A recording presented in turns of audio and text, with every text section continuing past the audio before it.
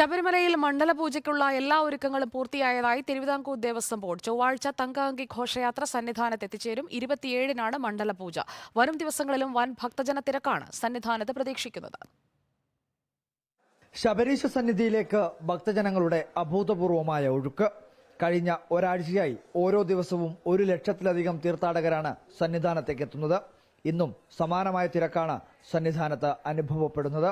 ഉച്ചയ്ക്ക് 1 മണിവരെ 1.5 ലക്ഷം തീർത്ഥാടകർ 18ാം പടി കയറി. മണ്ഡലപൂജയ്ക്കായുള്ള എല്ലാ ഒരുക്കങ്ങളും പൂർത്തിയായതായി Devaswom board president PS Prashanth പറഞ്ഞു. 26-ാം തീയതി ഞങ്ങൾ 64,000-മായി വെർച്വൽ ക്രമപ്പെടുത്തിയിട്ടുണ്ട്. കാരണം ഘോഷയാത്രയുമായി ബന്ധപ്പെട്ട് ഒന്നുകൂടാൻ പറ്റുന്ന ഒരു തിരക്കൊക്കെ കരുതിയാണ് 64,000-ആക്കി ക്രമപ്പെടുത്തി. 26-ന് 27-ന് 70,000-ആണ്.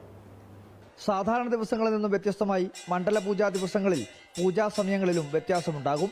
26-ാം തീയതി ഉച്ചപൂജയ്ക്കു ശേഷം 5 മണിക്കാണ് ക്ഷേത്രനട തുറക്കുക. 27-ാം തീയതി നടക്കുന്ന മണ്ഡലപൂജാ ദിവസം രാവിലെ 9:45 വരെ മാത്രമായിരിക്കും നെയ്യഭിഷേകം. അന്നേ ദിവസം രാവിലെ 10:30-നും 11:30-നും ഇടയിലാണ് മണ്ഡലപൂജ. രാത്രി 11 മണിക്ക് ഹരിവരാസനം പാടി ക്ഷേത്രനടയടക്കും. അതോടെ 41 ദിവസത്തെ മണ്ഡല ഉത്സവത്തിന് സമാപനം. 31-ാം തീയതി വൈകുന്നേരം 4 മണിക്ക് മകരവിളക്ക് മഹോത്സവത്തിനായി വീണ്ടും ക്ഷേത്രനട തുറക്കും. റിപ്പോർട്ടർ, സന്നിധാനം.